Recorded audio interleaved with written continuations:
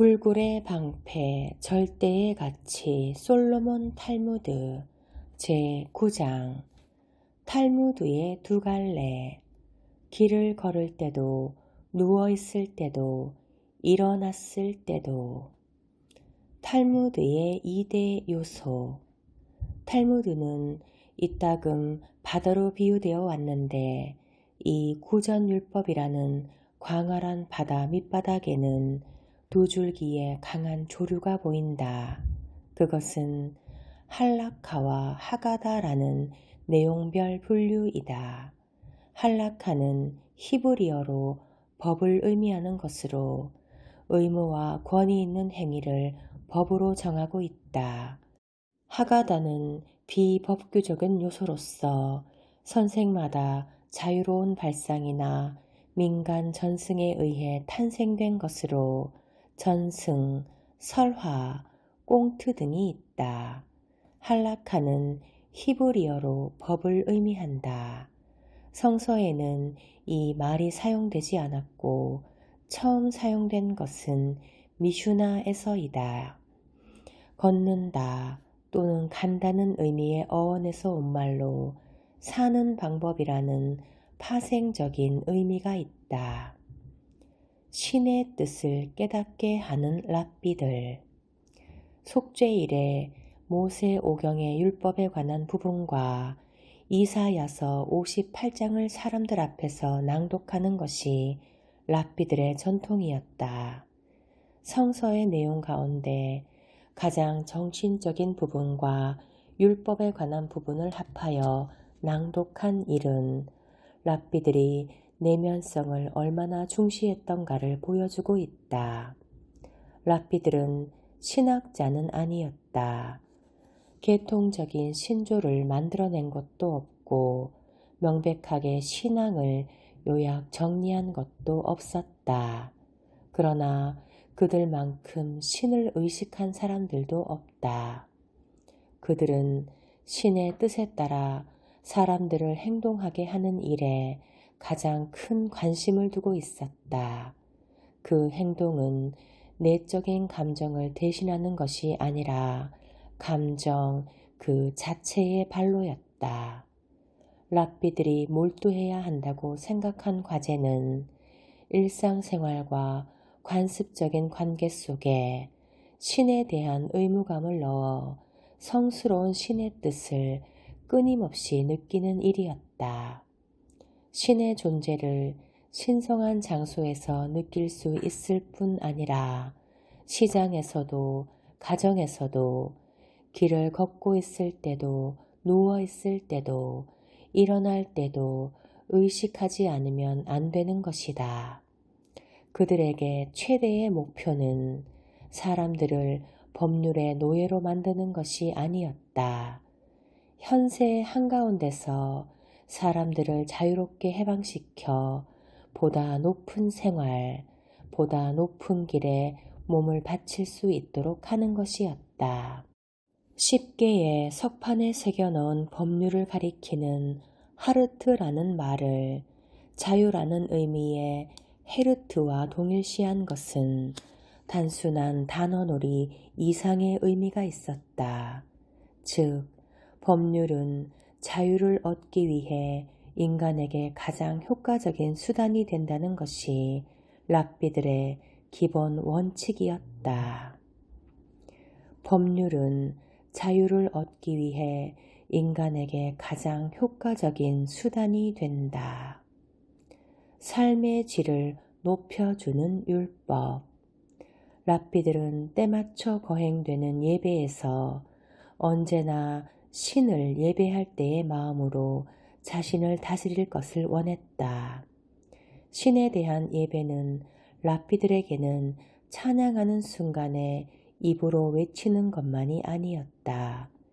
일상생활의 의지처가 되는 신앙을 행동과 노력으로 실천했다.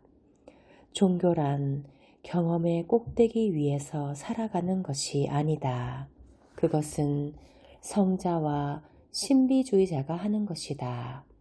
더 본질적으로 말하면 종교는 보통 사람들이 일상생활의 수준을 더욱 높은 정신적인 깨달음과 윤리의식으로 이끌어가는 것을 의미하지 않으면 안 된다.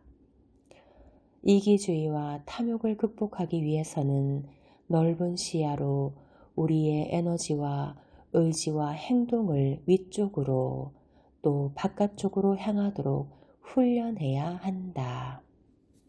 연구와 학문은 시간이 남을 때 또는 일시적인 흥미와 호기심으로 하는 것이 아니라 일상적이고 규칙적인 종교적 활동의 일부가 되지 않으면 안 된다.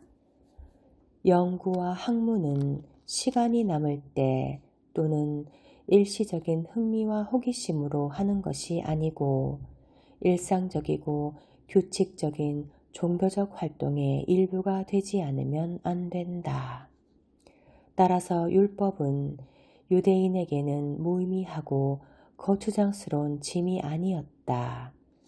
유대인에게 율법은 기회이자 특권이었다. 유대인들은 시무하 쉘 미츠바, 즉 율법을 지키는 데서 오는 성취의 기쁨을 얘기했다. 신은 이스라엘에 대한 사랑에서 많은 율법을 정했다. 율법은 유대인을 신과 이어주었을 뿐 아니라 공동체 안의 유대인들을 하나로 결속시켰다. 율법 덕택에 유대인의 생활에는 축제의 기회와 기쁨의 순간을 만끽하면서 매일 단조로운 생활을 초월하는 속죄와 축복의 수단이 주어진 것이다. 그날을 위해 아침 예배에 저희는 너무나 행복합니다. 정말 멋진 운명을 받은 우리들, 이 즐거운 운명의 은혜, 이 아름다운 것을 받은 우리들이라는 말을 한다. 할라카의 물음. 할라카의 기본 전제는 유대교가 계시에 의한 종교이고 하느님은 창조주임과 동시에 주권자라는 것이다.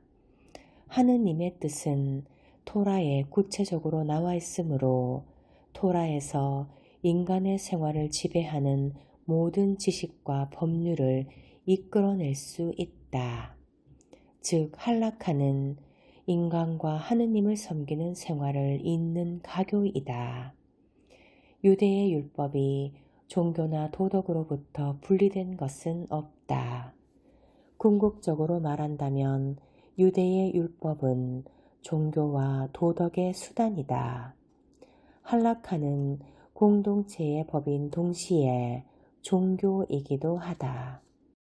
이와 같은 법은 세속적인 법보다 일관된 방법으로 행동뿐 아니라 동기와도 관계가 있고 규제할 수 있는 행동과 다룰 수 없는 태도와도 관계를 갖고 있다. 그것은 법에 위반되지 않는가를 물을 뿐만 아니라 그것은 옳은가 라고 물을 수도 있다. 밖으로 나타난 행동뿐만 아니라 그 행위를 한 인간의 성격에도 관심이 쏠린다. 못된 짓을 저지른 사람에게 희생된 자의 고통과 괴로움을 인정하면서 아울러 그 못된 짓을 저지른 사람의 인간성이나 비극적인 면도 인정하고 있다. 예를 들면 미슈나에 이런 예가 있다. 이웃집에서 대들보를 훔쳐 자기 집에 사용한 경우 대들보의 원래 소유주는 그 반환을 요구할 수 없다. 훔친 사람은 훔친 대들보를 써서 집을 지을 것이다.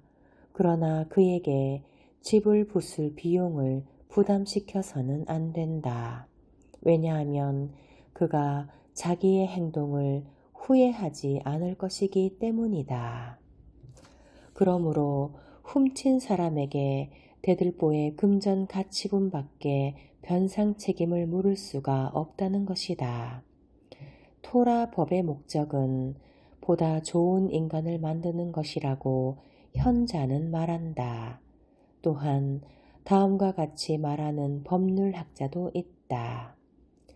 행실보다 지혜가 뛰어난 사람을 무엇에 비유할 수 있을까? 가지는 많이 있지만 뿌리가 뻗지 않은 나무에 비유할 수 있다. 그러한 나무는 바람이 불면 뿌리채 뽑혀 쓰러진다. 그러면 행실이 지혜보다 나은 사람은 무엇에 비유될까? 가지는 적지만 뿌리가 많이 뻗어 있는 나무에 비유된다. 그러한 나무는 아무리 강한 바람이 불어도 꿈쩍하지 않는다.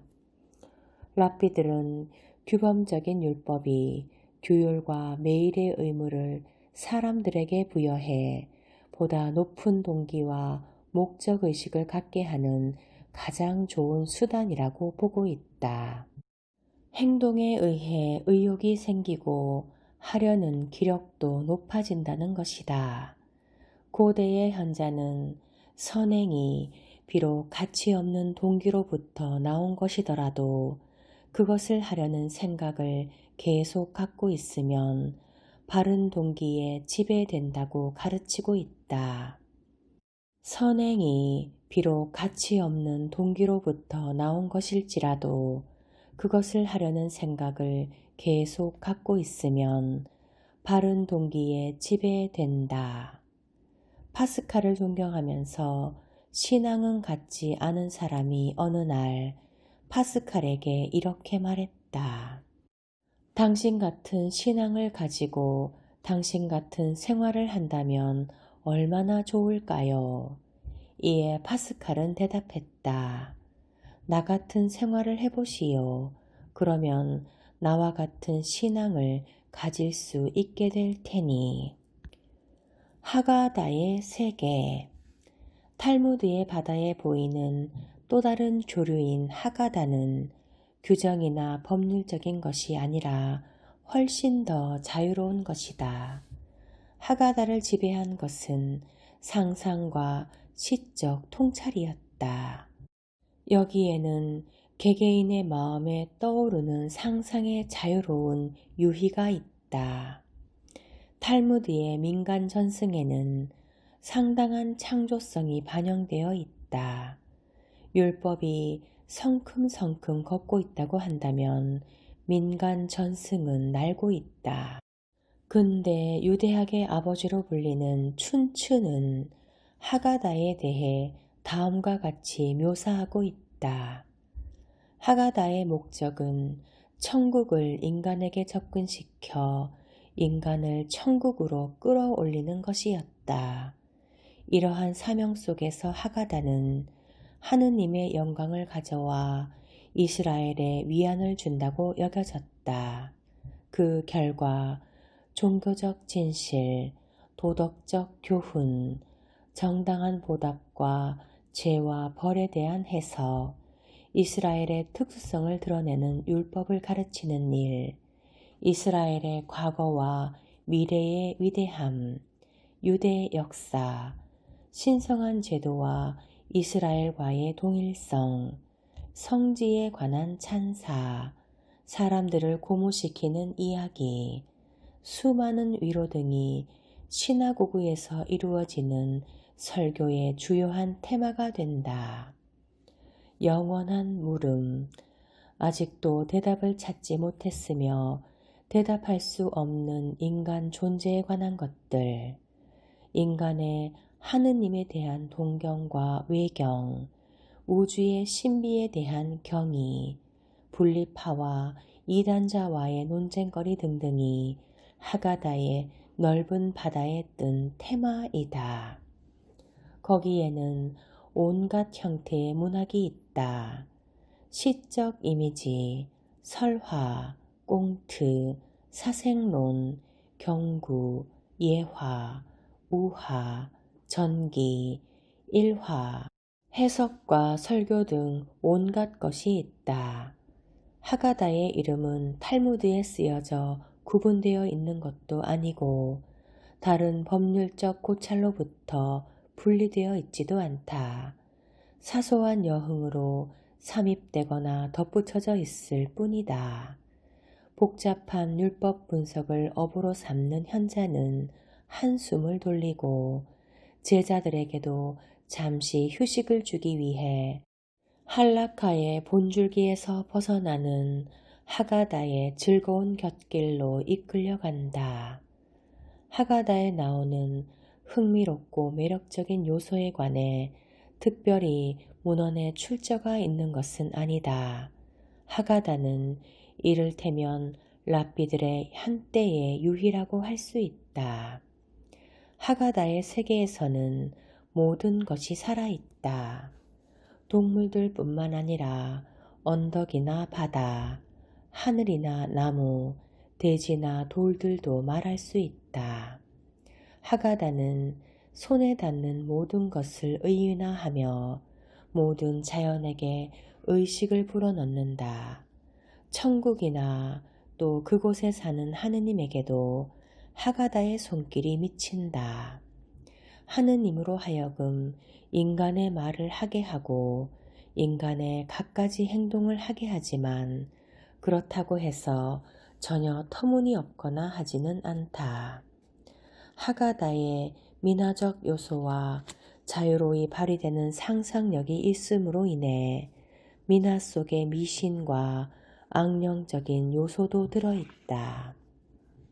눈물과 웃음의 예지, 유대인의 유머, 너무 지나치다. 유대인들은 어려운 일에 처하면 시편을 외운다. 더욱 어려운 일에 처하게 되면 자기 혼자뿐 아니라 10명이 모여서 시편을 외어댄다. 요셀의 아내는 해산할 때가 되었는데 만 이틀 동안 진통만 할 뿐 아기를 낳지 못했다. 어쩔 줄 몰라 하던 요셀은 시나고그로 달려가서 10명의 유대인을 모으고 그들에게 부탁하여 시편을 외우게 하였다. 그리고는 집에 돌아와 보니 아내는 떡두꺼비 같은 아들을 낳았다. 요셀은 뛸 듯이 기뻐했다. 축하합니다. 산파는 축하 인사를 했다. 시편을 외운 덕택이요. 그로부터 반 시간도 되기 전에 아내는 두 번째 아들을 낳았다. 시편의 기적이 일어난 거군요. 산파는 넋을 잃고 외쳐대었다. 그런데 다시 반 시간쯤 지나자 세 번째 아들이 태어났다. 요셀은 허둥지둥 시나고그로 달려가서 숨을 헐떡이며 외쳤다. 그만해요. 시편 외우는 것 좀 그치라니까.